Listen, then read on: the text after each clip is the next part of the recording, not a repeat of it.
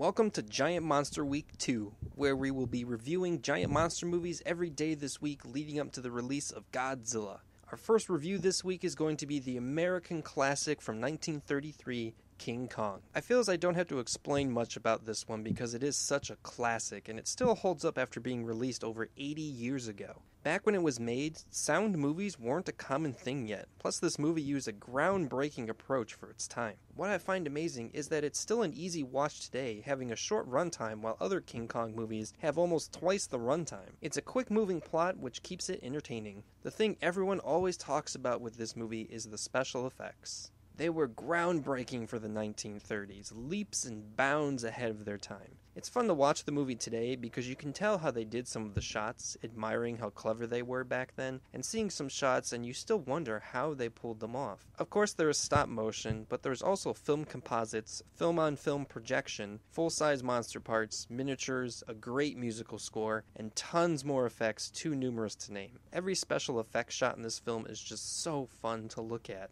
To my surprise, this movie has quite a few monster fights. The highlight one is, of course, the fight with the T-Rex, and it is just awesome to watch. The Peter Jackson King Kong used pretty much the same fight choreography in his movie, proving that this movie knew what it was doing and its scenes are timeless. This movie did have a direct sequel called Son of Kong, which is decent, but more production time on the movie would have made it better. A remake in the 1970s came out, which many fans don't consider that good, and it too had a sequel which many dislike as well. Then of course there was the 2005 remake, which I don't mind, but some better casting choices and maybe one more rewrite could have made the movie a lot better. All these films, there really is only one King Kong movie you should ever see. This movie is a cinematic classic with many iconic shots and scenes. If you consider yourself a fan of movies but haven't seen this, I don't know why you're watching this review. Go watch this movie. 31 Film Talk, movie grade for the original King Kong.